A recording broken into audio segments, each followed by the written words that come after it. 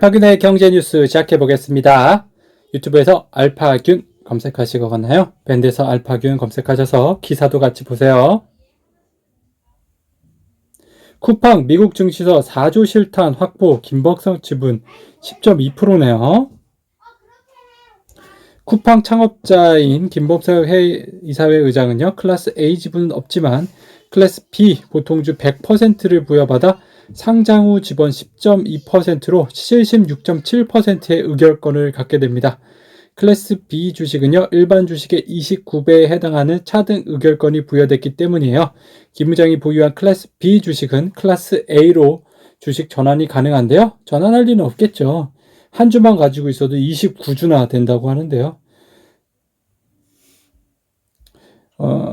그러니까는 차등 의결권이 없으면 29주 갖는 게 없으면요 10% 정도의 지분율입니다. 그런데 전환할 수 있어서 지분율이 확 올라갔죠. 76%로요.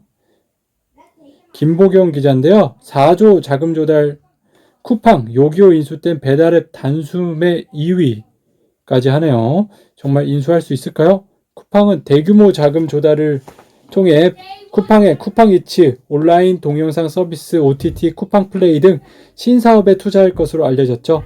시장조사 업체 닐슨 코리아 클릭에 따르면요. 지난해 9월 사용자 기준 배달앱 점유율은 배달앱 민족 60%, 요기요 30%, 쿠팡이츠 7%, 위메포 3% 정도입니다. 조유진 기자인데요. 뉴욕 증시 가는 쿠팡 4조 원이나 조달한다고 하네요. 이번 IPO로요. 상장 주체인 쿠팡 LLC를 지배하는 송정희 소프트뱅크 회장의 이익이 적지 않을 것이라고 통신은 내다봤어요. 손 회장은 2015년 소프트뱅크로 10억 달러, 2018년 소프트뱅크 비전펀드로 20억 달러를 추가로 투자하여 최대 주주 지위로 올라섰는데요. SVF는 쿠팡의 A급 주식 37%를 소유하게 됩니다. 진정한 최대 주주죠. 김경도 기자입니다. 쿠팡의 추억. 알리바바는 중국인들만의 것이 아닌 전 세계인들을 대상으로 한 기업 모델을 추구했고요. 실제 잭 마는 천일 야화의 주인공인 알리바바란 이름을 영감을 샌프란시스코의 한 커피숍에서 얻었어요. 카페 여점원은 물론 인도나 독일, 일본이나 중국에서 온 어느 누구도 열려라 참기의 주인공인 알리바바를 알고 있더라는 것입니다. 친절하고 영리한 이 상인의 이름을 회사명으로 쓰겠다는 생각은 그만큼 전 세계인들을 대상으로 한 친숙한 기업이 되겠다는 의지의 발현이었어요. 상장으로 쿠팡 기업 가치가 평가받고 글로벌 자금이 들어와서 더 많은 후속 투자를 하고 좋은 인프라를 만들면 좋은 건데요. 이미 쿠팡은 스톡옵션과 성과급을 직원들과 종사자들에게 주기로 약속했습니다. 또한 쿠팡은 국내 고용을 적극 늘리겠다고 했고요. 또 실천하고도 있죠. 외국에서 가져온 돈을 가지고 우리나라 고용에 쓴다고 하니까 뭐 그렇게 반대할 일은 아닐 것 같은데요. 좋은 일 아닙니까?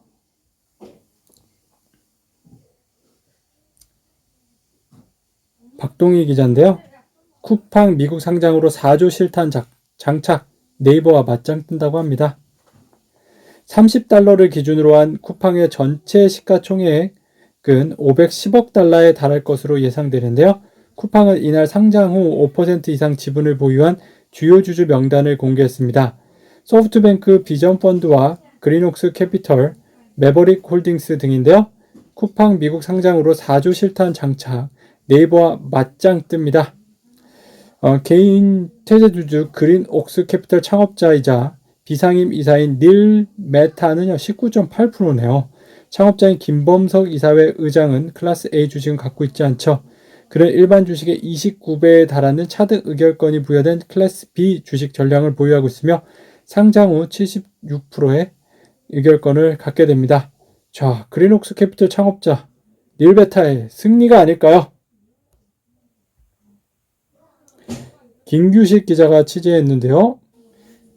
야후재팬 지배 구조를 볼게요. 네이버와 소프트뱅크가 A홀딩스, 그리고 A홀딩스가 Z홀딩스를 가지고 라인이랑 야후 재팬을 하는데요. 아까 말씀드렸죠?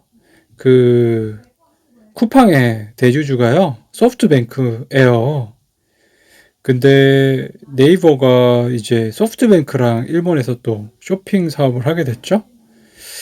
자, 네이버와 쿠팡 모두 연관이 있는 소프트뱅크 역할이 어떻게 될까요? 네, Z홀딩스의 주요 사업을 볼게요. 기존에는 이제 라인기프트 공동구매 등이었는데요. 쇼핑에서는 온오프라인 크로스 쇼핑, 스마트 스토어, 일본에서도 하네요. 그리고 예약 배달은요, 대마약한 배달 서비스 확대할 거고요. 핀테크는 QR 바코드 결제를 일본에서 할 거고, 공공은 이제 전자정부를 또 실시할 것 같습니다. 이번 통합은요, 이혜진 창업자가 GIO를 맡은 이후 최대 성과로 평가되고 있어요. 하지만 해외 진출이 전무하다시피 한 일본 플랫폼과 협업을 통해 해외 사업에 속도를 내야 하는 만큼 부담감도 상당하죠. AI 기술을 중심으로 5년간 5천억 엔을 투자해 동남아 사업을 조준하고 기술이나 서비스에 앞서 있는 구글이나 아마존 같은 글로벌 빅테크 기업도 따라잡아야 합니다. Z홀딩스는 5,000명의 AI 분야 엔지니어를 증원할 계획이에요. 식당이나 숙박 예약 서비스에도 AI를 적용하고요. 일본에서는 야후맵스와 EQ.com 레스토랑 예약에 AI를 다병만으로 활용해 사용자 매칭 정확도를 높인다는 계획입니다. 또 음식 배달 서비스 대마에칸이 보유한 일본 최대 규모의 배달 인프라스트럭처 활용도 검토해 향후 Z홀딩스가 전개할 서비스의 배송 편의성을 높인다는 전략입니다. 동남아에서는 그랩을 비롯해 동남아가 키워낸 슈퍼앱과 경쟁도 불가피하고 중국 서비스들과 경쟁도 치열할 것으로 전망됩니다. 하지만 Z홀딩스 시가총액은 구글 모회사 알파벳과 비교하면 30분의 1 수준이네요. 원종태 기자가 말한 내용은요, 제가 어제 전해드렸고요. 녹십자 오너가 일단 실탄 마련. 왜 그럴까요? 자, 업계 한 관계자는 허 사장과 허 대표가 40대 중반에 접어들고 지난해 12월 허 사장이 부사장에 승진하며 녹십자 그룹 내 2세 경영체제가 본격적으로 출범했다며 세대 교체론이 돌고 있는 가운데 녹십자 홀딩스 지분율이 비슷한 허 회장과 허 사장 측이 계열사 지분을 팔며 현금을 확보하다 보니 녹십자 홀딩스 지분율을 높이기 위한 것 아니냐는 분석이 나오고 있습니다. SK 이노베이션, 미국 정부의 SOS, 바이든 누구 손 들까요? 자, 바이든 대통령의 수입금지 거부권 행사 포인트는요, 친환경 일자리 강조, 자국 내 배터리 공급 확보 노력하겠다는 거고요. 지적 재산권 무기로 중국 견제 상황서, 수입금지 거부는 자가당착, 거부권 행사 여부에 따라 LG, SK 합의 분위기 영향 등을 들 수 있는데요. 반대로 바이든 대통령이 거부권을 행사하지 않는다면 SK 이노베이션으로는 합의 말고는 별다른 선택지가 없게 됩니다. 폭스바겐이나 배터리 생산은 향후 2년, 포드는 4년까지 가져가도록 유예기간을 주기는 했지만 그 이후로는 최악의 경우 미국 사업을 포기해야 하는 상황이에요. 오히려 IT의 유예기간 부여가 바이든 대통령의 거부권 행사 가능성을 낮췄다는 분석이 나오고 있어요. 영업비밀 침해에 대해 철퇴를 내리면서도 바이든 대통령이 거부권 행사 시 고려해야 할 자국 경제에 미칠 영향까지 ITC가 성고려해 내린 전략적 판단이란 이유에서입니다. 미국 국채금리 불안정에 연준 오퍼레이션 트위스트 카드 만지작하고 있네요. 실제 연준이 장기채 매입을 늘리면요, 추가 경기 진작 효과가 있습니다. 채권 매입 총액은 변함이 없는데 통화당국이 장기채를 더 사면 금리가 하락해 투자자들이 단기물 및 회사채로 이동합니다. 이는 투자 확대와 인플레이션을 초래할 가능성이 높아요. 예상보다 빠른 경기 회복세에 따른 물가 상승 우려로 국채 수익률이 급등했는데 이런 상황을 더 나빠지게도 할 수 있습니다. 다른 곳이 금리 더 좋아요. 고객 더미는 독일 은행들입니다. 지금 독일 은행은요, 마이너스 금리예요. 자, 마이너스 금리 부가은행 독일은행은요, 2020년 3월에 57개였는데요. 2021년 2월에는 237개나 됩니다. 네. 마이너스 금리 당해보신 분만 알겠죠? 네, 은행에 맡기면 그냥 돈이 줄어드는 거다. 그렇게 보면 되고요. 시중은행들이 예금 유출을 꺼리는 건요, 코로나19 사태로 저축이 크게 늘어나면서 은행의 부담이 커졌기 때문입니다. 시중은행들은 예금 중 일부를 지급준비국 명목으로 중앙은행에 애치해야 하는데 이때 마이너스 금리를 적용받으면서 고객들에게는 이자를 주면 역마진이 발생할 수밖에 없습니다. 유럽중앙은행은 2014년부터 마이너스 기준금리를 유지해왔죠. 자, 우리나라도 이제 얼마 안 남은 것 같은데요. 더욱 대범해지는 월가, 이보다 좋은 장이 어디 있나? 지금까지 시장을 억눌렸던 구체금리 상승세의 월트리트보다는 더 대범해진 모습입니다.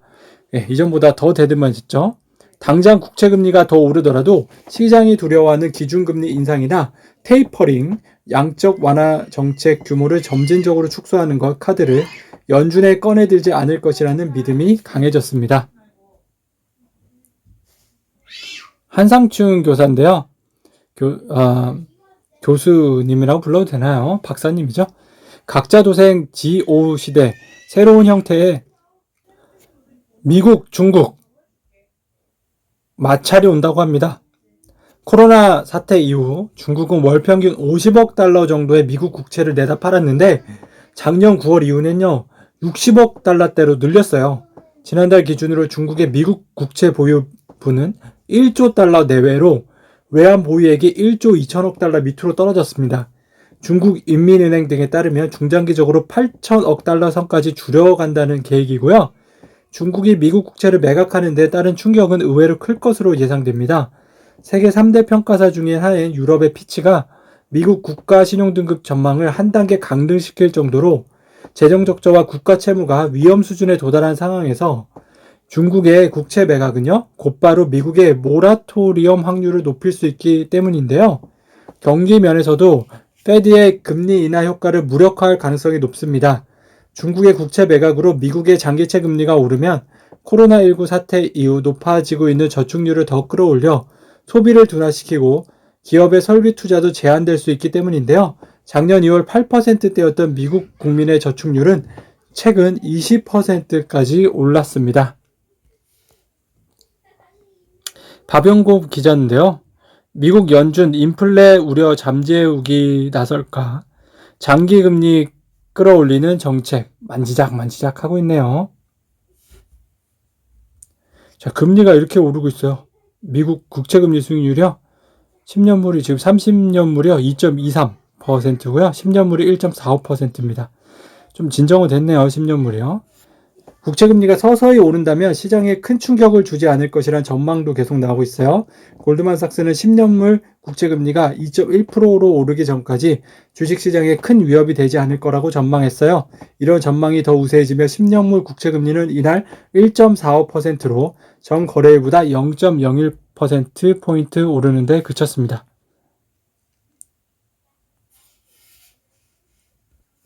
조인경 기자가 취재했습니다.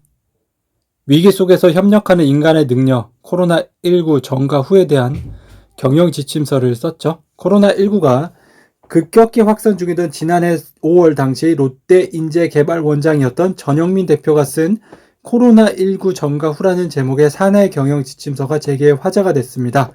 코로나19 이후 전혀 달라질 세상에 대한 전망과 대응 전략을 롯데 계열사 대표와 임원들에게 전하기 위해 만든 이 책은 정치, 국제, 경제, 사회, 문화의 변화를 총망라했습니다. 입소문을 타며 각 그룹의 총수와 최고 경영진은 물론 청와대와 정무, 국회에서도 찾는 베스트셀러가 됐습니다. 저도 한번 읽어보고 싶네요. 네, 이분이에요. 정말 스마트하게 생기셨네요. 미래 세상 혁신 주도권 대기업에서 창업 기업으로 넘어갈 것이라고 합니다. 자, 지금 롯데 엑셀레이터를 담당하고 있어요. 대표님인데요. 해외 스타트업까지 관심을 확대한 거에 대해 물어봤는데요. 최근 베트남에서 창업한 법인 샤크마켓에 투자하고 있는 벤처캐피탈 법인 신청도 했습니다. 이것이 통과되면요, 베트남에서 해외 벤처캐피탈 1호가 되고요. 창업자가 롯데마트 베트남 법인에서 근무하던 직원이었는데 호찌민에서 이커머스 사업을 시작했다.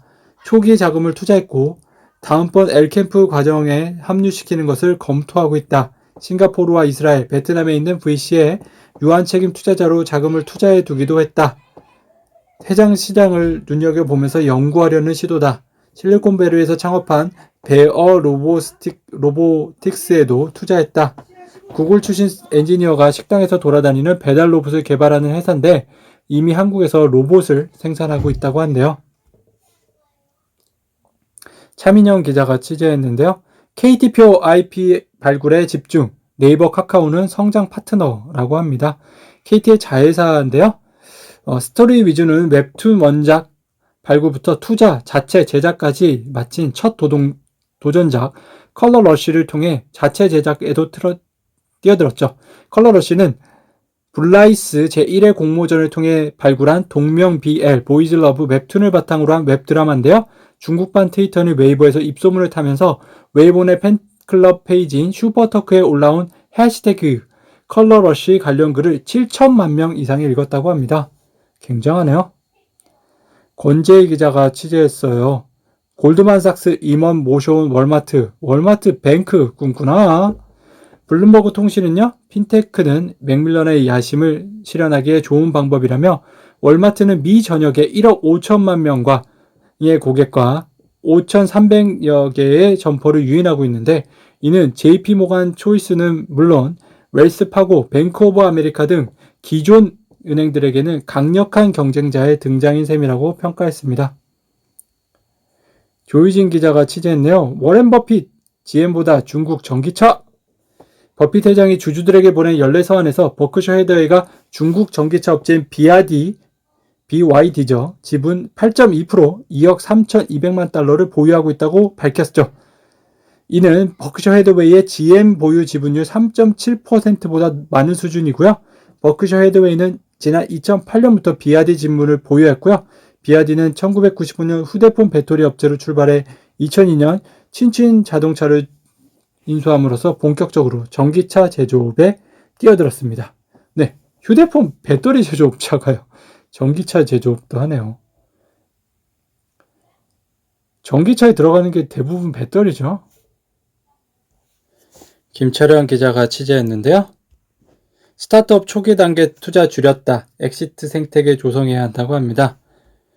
코로나19 사태 이후 전 세계 스타트업 투자는 안정성을 우선시하는 경향을 보이며 후기 단계와 선진국에 집중되고 있어요. 한국무역협회 국제무역통상연구원이 최근 발표한 코로나19 시대 글로벌 스타트업 투자 동향 및 시사점 보고에 따르면 지난해 1에서 3분기 한국으로의 스타트업 투자액에서 초기 25% 투자 비중이 2019년 같은 기간 내 45%에 비해 20%포인트 가까이 줄었습니다. 후기 단계 투자 비중 72%가 19.4%포인트 증가한 것과 대조적이죠. 스타트업 투자는 투자 금액별로 300만 달러 미만을 시드, 300만 달러, 1,500만 달러 미만을 초기, 1,500만 달러 이상을 후기로 구분하고 있습니다.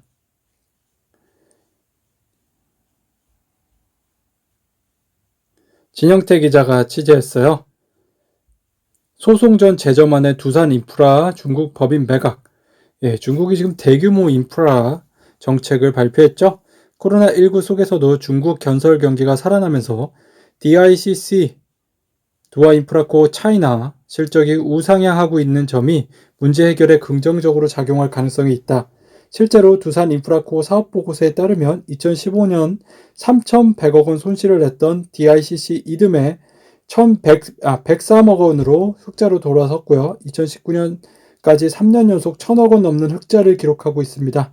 IB 업계 관계자는요. 지난해 DICC 실적은 2019년보다 더욱 좋아진 것으로 알고 있다며 FI의 기대처럼 2조 원 이상 밸류는 어려울 수 있지만 중국 내 수익권 굴착기 업체들이 DICC 인수전에 나서며 가치는 더욱 올라갈 수 있다고 전했습니다. 시장에서는 중국 내 업체 매각 가능성과 함께 두산이 지분 20%를 제사하는 식의 합의가 나오거나 두산인프라코 인수 과정에 있는 현대중공업이 DICC까지 인수할 가능성을 높게 보고 있습니다. 수익성이 개선되고 알짜 사업인 만큼 두산그룹은 두산바켓과 시너지를, 현대중공업은 두산인프라코와의 연계를 고려하고 있기 때문입니다. 이명식 기자인데요. 오큘러스가 연 VR 세상, 애플 소니도 도전하네요. 자, 전 세계 10억 명에게 지금까지 경험하지 못한 새로운 가상현실 VR 세계를 보여주겠다. 마크 저그가 한 말입니다. 자, 그로부터 4년이 지났습니다. 최근에 이제 VR 판매 급증이 되고 있고요. 세계 VR 헤드셋 시장 업체별 점유율 페이스북 39%, 소니 22%입니다. 또 기타 등등 있네요. VR 시장 규모는요, 61억 달러에서 2025년에 209억 달러까지 올라갈 것 같네요. 김덕식 기자가 취재했는데요. 버핏의 자신감, 미국 경기 후퇴에 베팅하지 말라고 합니다. 자, 작년 베크셔 해더웨이 워렌 버핏이 운영하는 회사죠. 실적은 코로나19 충격에 부진했습니다. 서한에 따르면요, 버크셔 해더웨이 2020년 연간 순이익은 425억 달러로 전년보다 48% 줄어들었어요.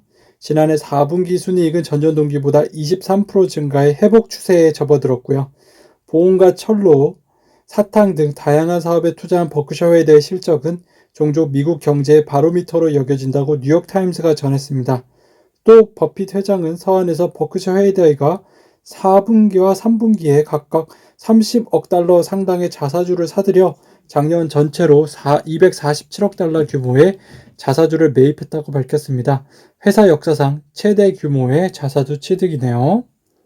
주가가 오를 것으로 보나 보죠. 오대석 기자가 취재했습니다. 카카오 몸집 키운 비결은 무한 인수 합병이네요. 분사 독립과 마찬가지로 공격적이고 과감한 M&A 또한 김범수 카카오 이사회 의장의 경영 철학이 반영된 것으로 볼 수 있습니다. 김 의장은 최근 개최된 사내 간담회에서 기회를 잡기 위해선 새로운 회사가 나오면 빨리 인수하는 능력이 있어야 한다고, 그래야 망하지 않는다고 강조하기도 했죠. 오대석 기자가 취재했는데요. 상장을 눈앞에 둔 카카오 자회사의 1970년대생 CEO입니다. 카카오페이는 유령준 있고요. 카카오뱅크는 윤호영, 카카오페이지에는 이진수, 카카오재팬의 김재용. 예, 좋은 인재들을 많이 가지고 있네요. 카카오 그룹 내부에는요, 상장이 임박한 자회사 외에도 다수의 젊은 경영자들이 사업을 이끌고 있어요. 김 의장이 카카오 전신 아이위랩을 창업할 당시 선언했던 100인의 CEO 프로젝트는 양적 측면에서 이미 충분히 달성했죠. 공정위 발표 기준 카카오의 계열사는 지난해 11월 104곳입니다. 현재 카카오 주요 자회사는 산하의 다수의 계열사를 거느리고 있어요. 카카오 게임즈가 9개사, 카카오 페이지가 10개사, 카카오 M이 23개, 카카오 모빌리티가 14개사, 카카오페이가 3개사, 카카오 인베스트먼트가 10개사를 산하에 두고 있네요. 오대석 기자인데요. 카카오 군단 기업가치 100조 눈앞입니다. 카카오 연합군의 약진은 김 의장의 경영 철학이 반영된 건데요. 김 의장은 2006년 카카오의 전신이 아이위랩을 설립하며 성공한 선배 기업가가 할 수 있는 가장 좋은 선행은 후배 기업가를 육성하는 것이라며 CEO 100인을 성장시킬 수 있다면 성공이라고 밝혔어요. 이후 외부 스타트업에 대한 투자와 함께 카카오 내부의 유망한 서비스 부분을 분사하는 방식으로 목표를 달성해 왔습니다. 류영진 카카오 대표, 페이 대표, 윤호영 카카오뱅크 대표 등이 분사로 돌입해 CEO로 성장한 대표적 인물이죠. 김 의장은 지난 25일 5조 원 이상의 사회 환원을 위한 사내 간담회에서도 언젠가는 카카오 내에서 또는 카카오 자녀들이 스타트업에서 빨리 경험할 수 있는 구조가 나오면 좋겠다고 했습니다. 자, 카카오에 대한 기사 더 볼게요. 국민기 기자인데요. 네이버 빠른 배송으로 쿠팡 잡겠다. 카카오 선물하기 강화. 쇼핑판 흔든다고 합니다. 카카오가 카드가 없는 건 아닙니다. 카카오톡에 선물하기가 믿는 구석이죠. 4,000개 넘는 업체가 선물하기 서비스를 통해 제품을 팔고 있어요. 통계청에 따르면 선물하기에 해당하는 온라인 쇼핑 분야 쿠폰 서비스 시장의 거래액은 2017년 1조 2천억 원에서 지난해 4조 3천억 원으로 3년 새 3.6배 급증했습니다. 국내 관련 시장의 점유율을 고려하면 지난해 카카오톡 선물하기 거래액은 4조 원 정도로 추정되고요. 카카오가 지난해 선보인 쇼핑 할인 서비스 톡딜이 두 번째 카드입니다. 톡딜은 2명만 모여도 할인된 가격으로 구매할 수 있는 서비스인데요. 톡딜에서 발생한 거래액은 지난해 10월 출시 1년 만에 28배 급증했죠. 구민기 기자입니다. 네이버는 CJ 빅히트, 카카오는 SKT 삼성, 우군 만들기 경쟁입니다. 자, 네이버의 가장 강력한 우군은 CJ입니다. CJ와 네이버와 지난해 10월 6천억 원 규모의 지분을 맞교환했어요. CJ그룹이 네이버의 1.28%를 가져가고 네이버는 CJ 대인통은 자사주 7.8%, CJ E&M 자사주 5%, 스튜디오 드래곤 신주 6.2%를 확보했습니다. 김주환 기자가 취재했는데요. 당일 배송 띄우는 네이버, 카톡 쇼핑 키우는 카카오입니다. 네이버의 당일 배송 시장 진출은 온라인 커머스 시장 1위를 겨냥한 전략적 포석이에요. 네이버는 쿠팡과 상거래 부분 1위 자리를 다투었는데요. 새로운 경쟁자로 떠오른 카카오를 견제하는 의미도 담겼어요. 카카오는 국민 메신저 카카오톡을 앞세워 네이버와 쿠팡을 빠르게 추격하고 있습니다. 연간 4조 원이 넘는 이 쿠폰 시장에서 카카오는 시장 점유율을 90%까지 끌어올리는 등 성장세가 가팔라요. 네이버는 그동안 약점으로 꼽히던 물류를 강화하기 위해 지난해 CJ 대한통운을 자회사로 둔 CJ그룹과 지분을 맞교환하며 동맹을 맺는 등 추격자 따돌리기에 총격을 기울이고 있습니다. 오대석 기자 취재인데요. 세계 1위 음악 서비스 스포티파이 어쩌다 트러블 메이커가 됐을까? 자, 벌써부터 업계에서는요, 스포티파이가 국내시 음악 시장의 트러블 메이커가 될 수 있다고 우려합니다. 국내 음악 서비스 업체는 누리지 못하는 특별 대우를 스포티파이가 요구하고 있다는 성토도 들려오죠. 일례로 음악 플랫폼은 신규 이용자를 유치할 때 일정 기간 무료 또는 할인가로 음악을 제공합니다. 이때 국내 플랫폼 사용료 징수 규정에 따라 자신들이 비용을 부담하죠. 정상 가격으로 제공할 때 원래 받아야 하는 상품 금액을 기준으로 권리자 창작자들에게 정산하는 방식입니다. 하지만 스포티파이는 이렇게 정산하지 않고 있습니다. 이는 창작자 손해로 직결되죠. 스포티파이가 여러 음원 유통사나 한국음반산업협회 등과 계약을 마무리하지 못하고 한국 서비를 출시한 배경에는 이 같은 갈등이 숨어 있네요. 사람은 무엇으로 사는가? 톨스토이에 관한 책입니다. 단편소설 사람은 무엇으로 사는가? 톨스토이가 이러한 정신적 공황을 겪는 과정에서 나온 치열한 고민의 결과물입니다. 가난한 구두장이가 모피 외투를 사러 외상값을 받으러 갔다가 허탕을 치고는 술 한잔 걸치고 집으로 돌아오는 길이다. 예배당에서 벌거벗은 남자를 보고 발걸음을 재촉했다가 그만 양심의 가책이 느껴져 되돌아가 그를 집에 데려간다. 내일 먹을 빵마저 없어 걱정하고 있던 아내는 남편의 농민 외투를 걸치고 있는 낯선 사내를 보자 화가 머리끝까지 치민다. 설상가상 저녁을 차려달라는 말에 가출하려던 아내를 붙잡은 건 자네 속에 하나님이 없는가라는 물음이었다. 톨스토이는 세 가지 질문을 던진다. 사람 안에 무엇이 있는가? 사람에게 무엇이 주어지지 않았는가? 사람은 무엇으로 사는가? 결론적으로 말하면 첫째와 셋째의 답은 사랑이다. 사람들은 나의 안위만을 걱정하며 사는 것 같지만 사실은 사랑 하나만으로 살아간다는 게 톨스토이의 답이다. 나는 무엇으로 사는가? 봄이 오는 길목에서 의미를 헤아려 본다. 서정원 기자가 취재했네요. 초등학생 때 장래희망 부자 쓴 그녀. 결국 11조 원 투자회사서 일한다. 11조 원 운영 투자회사서 일하네요. 구독자만 15만 명으로 요즘 미국 주식 유튜버 중 가장 핫한 뉴욕 주민 33살이네요. 민족 사관고와 와튼 스쿨을 졸업하고 맥킨지, JP모건, 시티그룹 등을 거친 화려한 경력으로도 유명하죠. 최근 그가 현직 월스트리트 트레이더의 삶과 투자 철학에 대해 쓴 책 The Answer를 출간했어요. 매일경제는 뉴욕에 사는 저자를 서면으로 인터뷰했습니다. 사내 규정상 신분 노출이 불가하다는 요청을 받아들여 실명과 최근 직장명은 공개하지 않기로 했습니다. 뉴욕 주민의 오랜 꿈은 금융 지식의 보편화입니다. 많은 이가 주식 투자 개념을 잘못 알고 있고 경제 투자 수업이 의무 교육에 포함되어야 한다는 게 그의 생각인데요. 유튜브 저술 활동은 불비한 투자 교육의 보완 차원입니다. 물론 생업에도 충실하죠. 오늘도 알파, 시장 초과 수익을 얻기 위해 뉴욕 주민은 시장으로 향합니다. 그는 매일매일 힘들고 불안하며 내가 잘하고 있나? 의심스럽지만 긍정적인 스트레스라 괜찮다며 마켓을 이기기 위한 답을 만들어내야 하는 매일이 즐겁다고 합니다. 서정원 기자인데요. 금융위기는 반드시 또 온다. 위기의 징조들. 책을 썼네요. 자, 그의 속내를 유치하는 데 도움이 될 만한 책이 최근 국내에 출간됐어요. 2008년 금융위기 극복 과정을 회고한 위기의 징조들. 원제는요, 파이어파이팅이네요.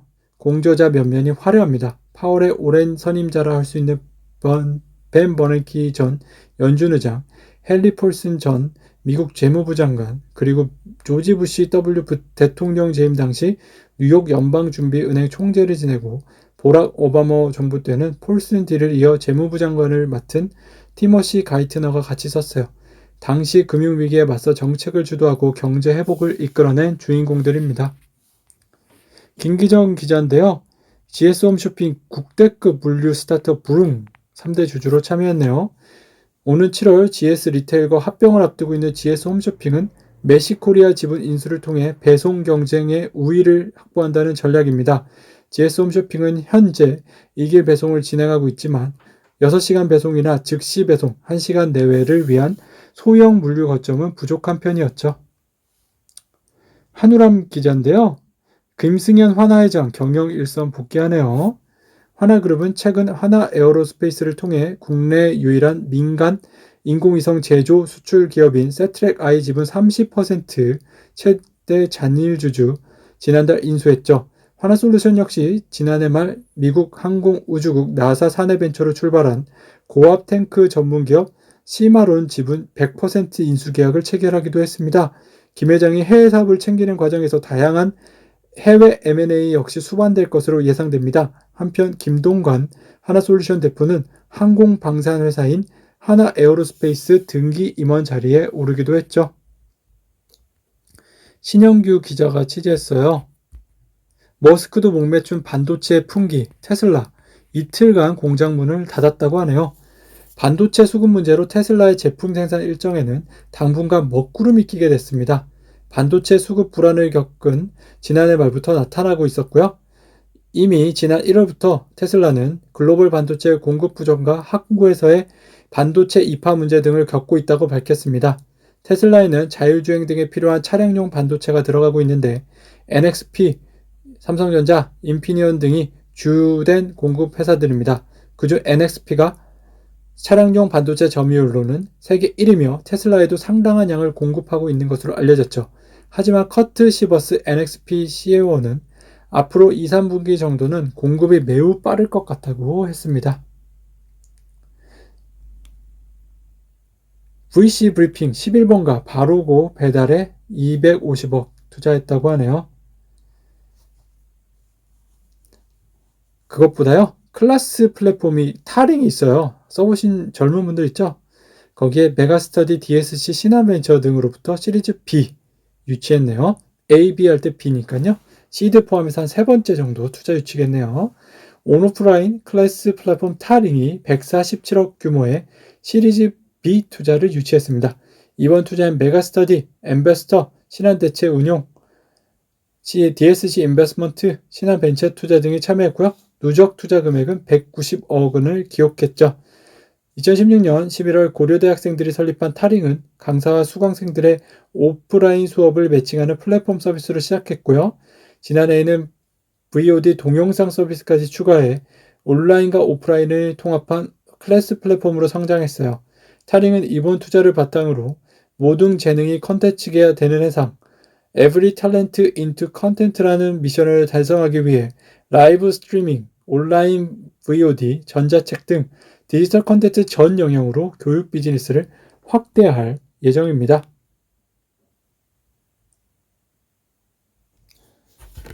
코리아센트 매출 및 영업이익 볼까요? 와, 매출이요? 20.4%, 영업이익 72% 성장하네요. 굉장합니다.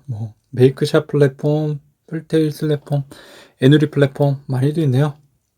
코리아센터는요, 2020년 실적 공시를 통해 지난해 연결 기준 영업이익 185억 원을 기록, 전년 대비 72% 증가했다고 밝혔습니다. 매출액은 20.4% 늘어난 3천억 원을 기록했고요. 지난해 상업적 영업이익 에비타는요, 314억 원으로요. 기록해 최초로 연간 300억 원을 넘어섰습니다. 앞으로 더욱 많은 성장을 기대합니다. 김성훈 기자가 취재했어요. 배당 이산서님, 금호석유화학 안건 전쟁 다음 주 윤곽이 드러날 것 같네요. 박상무 측 제안이 안건으로 상정될지 여부도 미지수인데요. 금호석가의 정관, 부칙, 등기부 등고에 따르면 우선주는 보통주보다 주당 배당금이 액면가 5,000원의 1%인 50원까지 높게 청구될 수 있지만 박상무 측은 100원 더욱 상향 책정한 것이 문제시 됐었다.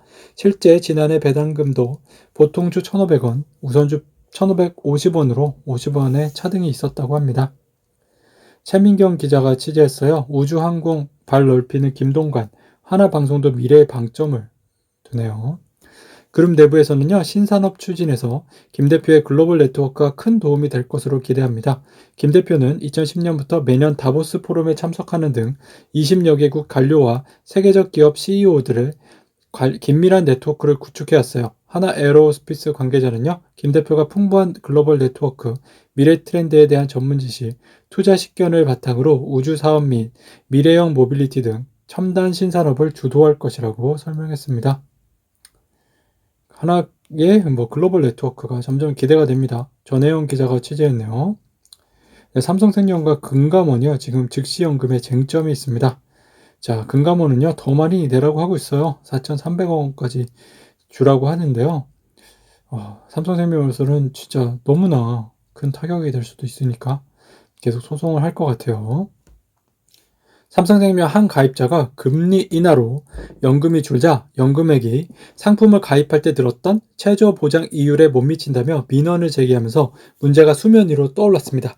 일부 가입 안내서에 책임 준비금을 뺀 연금액이 기재되었기 때문인데요. 이 상품의 최저 보증 이율은 책임 준비금을 떼지 않은 운용 수익을 전체를 의미하는 반면 가입자는 이 가입 설계서에 따라 자신이 받은 연금으로 생각한 겁니다. 금감원은 2017년 분쟁조정위원회를 열고 약관의 책임준비금은 산출 방법서에 따라 계산된다고 되었을 뿐 연금 상정 방법은 명시되어 있지 않다는 점을 근거로 삼성생명이 연금을 가소 지급했다고 판단했습니다. 책임준비금은 으로 떼었던 돈을 계산해 모두 연금으로 주라고 권고하고 있어요. 삼성생명이 민원으로 제기된 한 건의 조정을 받아들이자 금감원은 삼성생명의 5만 5천여 건을 포함해 생명보험사 전체적으로 16만 건이 넘는 유사 사례에 대해 일괄 구제를 요구했습니다. 보험금 지급액으로 따지면 삼성생명이 4,300억 원, 업계 전체로는 1조 원이 넘다고 합니다. 네, 혹시 이때 즉시연금 신청하신 분이 있나요? 그렇다면 요렇게 소송에서 더 많이 받을 수도 있으니까요. 한번 상황을 지켜보세요. 임동욱 기자가 취재한 소식은 아까 전해드렸고요. 이상은 기자입니다. 가치평가 업무 포기할까? 고민 깊어지는 회계업체입니다. 삼성물산, 교보생명, 월성원자력 발전소 등 가치평가에 대한 말이 계속 나오죠. 4대 회계법인 소속 A회계사는 교보생명 건은 검찰이 공인회계사법 제15조 공정 및 선실 의무화, 제20조 비밀 엄수 위반을 이유로 기소했는데 가치평가 업무가 공인회계사법의 대상이 되는지부터 논란이라고 지적했습니다. 가치평가는요, 감사 업무와 달리 컨설팅사와 감정평가사 등도 수행할 수 있기 때문입니다. 그는 인수합병 등 자문 업무를 담당하는 딜본부가 가치평가를 업무를 주로 맡는데 이런 일은 회계사 자격증이 꼭 필요한 영역이 아니기 때문에 공인회계사법 적용을 피하기 위해 아예 자격증을 반납하는 것은 어떠냐는 의견도 있습니다. 비회계사는 기업가치나 자산가치를 평가할 때는 시가, 장부가, 유가, 유사매물, 미래전망 등 다양한 밸류에이션을 기준으로 작용할 수 있으며 가장 적합한 기준은 선택하기 나름이라고 말했습니다. 그는 검찰이 무리하게 기소했다는 판단과 별개로 우리로선 그런 일을 겪지 않으려면 어떻게 하나 고민할 수밖에 없다고 토로했습니다. 임근호 기자가 취재했어요. 몸값 2조 원 거론되는 팀원, 수익성 높여 물음표 지울까? 몸값이 최대 55조 원으로 평가되는 쿠팡은요, 거래액 대비 기업 가치가 2배에 이릅니다. 팀원의 몸값도 더 오를 수 있다는 기대가 있지만 증권가에선 회의적인 시간이 많습니다. 쿠팡과 네이버 쇼핑이 시장 점유율을 빠르게 늘려가고 있기 때문이고요. 박종대 하나금융투자연구원은 쿠팡이 IPO로 막대한 자금을 조달해 공격적으로 투자한다면 티몬과 11번가 등은 수세에 몰릴 수밖에 없다며 쿠팡의 몸값이 오른다고 티몬의 기업 가치까지 뛴다고 보기는 힘들다고 지적했습니다. 박재훈 기자가 취재했는데요. 소수 지분 미국계 펀드 대신증권에 주주 제한했네요. 대신증권은요, 최신 대신증권의 3년간 총 주주 환원율이 65%에 달한다며 맞서고 있어요. 총주주 환원율은 당기순이익에서 배당금 총액, 자사주 매입금 등 총주주 환원 금액이 차지하는 비율을 의미합니다. 상장된 금융투자사의 2017년에서 19년 평균은 32% 정도인데요. 회사 관계자는 헤지펀드 측에서 자사주 소각을 요구하고 있지만 자사주를 소각하면 처분을 통해 늘어날 수 있는 자기자본 확충 기회를 스스로 날려버리게 된다며 향후 자사주 가치가 올랐을 때 처분하면 재무구조가 개선되고 마련한 재원으로 새로운 성장 동력을 확보할 수 있다며 헤지펀드의 요구를 받아들일 수 없다고 했습니다. 노희정 기자가 취재했어요. KTH 최근 실적이 좋아 보이는데요. 영화 보여주는 홈쇼핑 앱 K쇼핑의 대변신이라고 합니다. 전통 홈쇼핑과 다른 서비스를 잇따라 내놓는 KTH의 큰 장점은요, 정보기술의 뿌리가 깊이 남아있다는 점이에요. KTH의 전신은요, 한국통신 하이텔로 포털 사이트 파란을 운영하던 회사입니다. KTH에 따르면 전체 인력 600여 명 중 IT 엔지니어 등 관련 인력이 40%에 달하고요. 경영 등 IT와 관련이 없는 직군에도 이전에 IT 업무를 했던 이들이 많다는 설명입니다. 김 부사장은 KTH는 직군을 막론하고 IT에 대한 이해도가 높아 새로운 서비스를 개발할 때 시간이 많이 걸리지 않고 문제 개선 속도가 빠르다며 일반 기업은 IT 인력 충원은 물론 시간을 들여 임직원의 IT 지식을 전반적으로 높여야 한다고 말했습니다.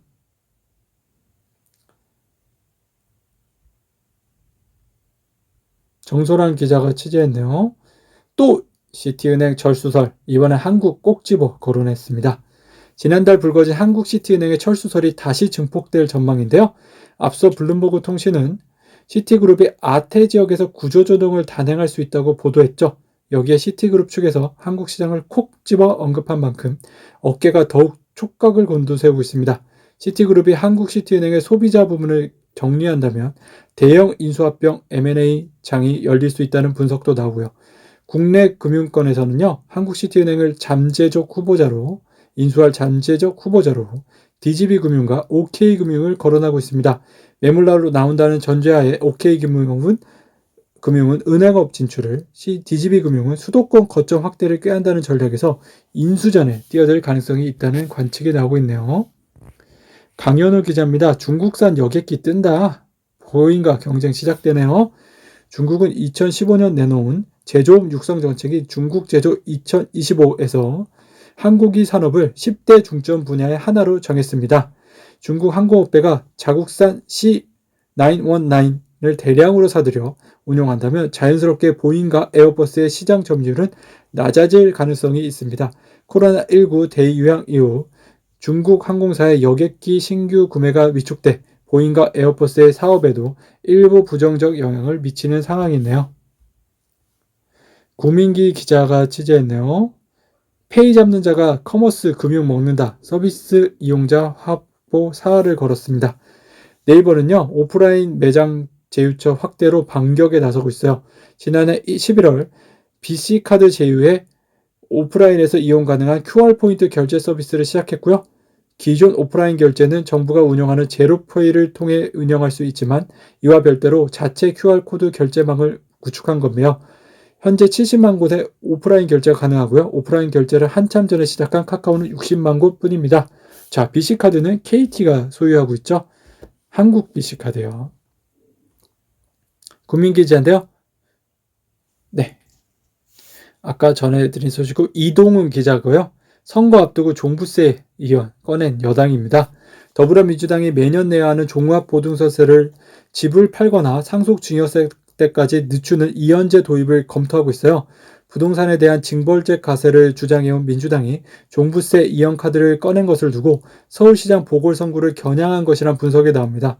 홍익표 민주당 정책위원회 의장은 2일 라디오 인터뷰에서 최근 들어 집값이 너무 상승하면서 종부세가 부담스러운 면이 있는데 종부세 이연제 도입 등이 대안이 될 수 있다고 말했습니다. 홍 의장은 지난해 10월에도 일정한 현금 소득이 없는 만 60세 이상 또는 일정 소득 이하 주택 보유자에 한해 종부세 이연제를 도입을 주장했습니다. 통 크게 그냥 전 국민 대상으로 해주세요. 종부부동산세 이연 어떤가요? 국민의힘도 동의할 것 같은데요. 전지현 기자가 취재했어요. 유기견 키워보셨나요? 전시도 결국 갬성이죠. 네, 감성입니다. 삼성 엔지니어링과 KT, IOK 컴퍼니 등을 거친 그는 우연히 유튜브에서 방고우 작품으로 제작한 미디어 아트를 보고 영감을 얻어 이 사업을 구상했습니다. 2014년 미디어 앤 아트를 설립한 후 방고우 원작을 음악, 모션, 그래픽, 프로젝션, 매핑 등으로 재해석한 첫 미디어 아트 전시 방고우 10년의 기록이 관객 25만 명을 동원하며 대박을 쳤죠.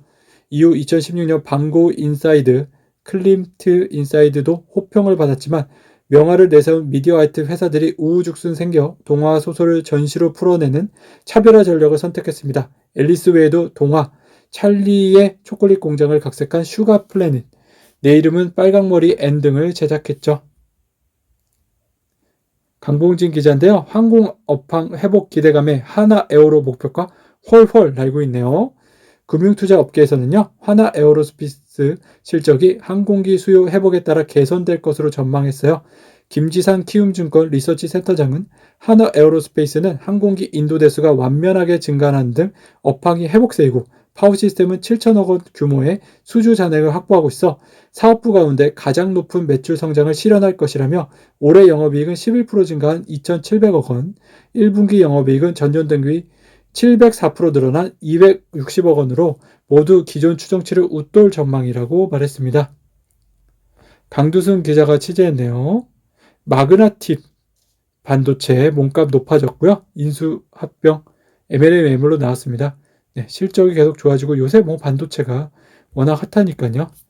미국에 상장돼 있어요. 현대 매각대에서 놓은 매그나칩 반도체는 디스플레이 부분과 함께 자동차에 들어가는 칩 사업도 영위하고 있어요.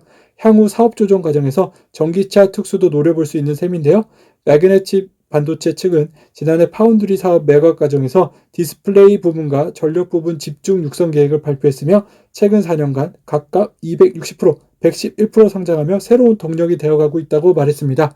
현재 디스플레이 구동칩 생산 부분에서 삼성전자에 이어 세계 2위에 올랐으며 차량용 칩은 올 하반기 양산을 목표로 자동차 업체와 개발하고 있습니다. 서동철 기자인데요. 회사에 정글이 있나? 2억 벤츠 오프로드가 업무용이라고?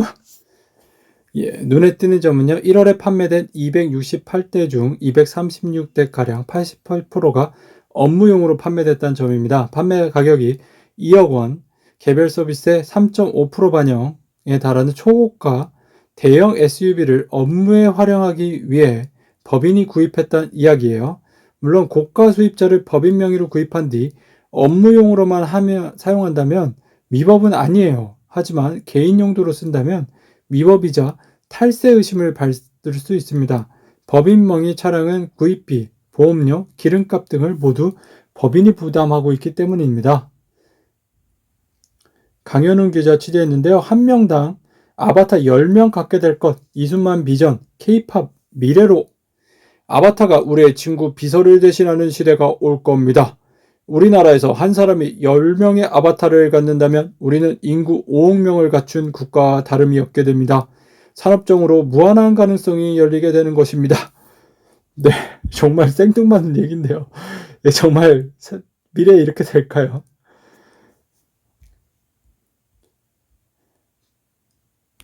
네, 오늘 전해드린 내용은 여기까지입니다. 알파균 밴드에서 검색하시고요. 유튜브에서 알파균 검색하셔서 오늘 내용 다 들으시고 보시고 즐기시길 바랍니다. 감사합니다.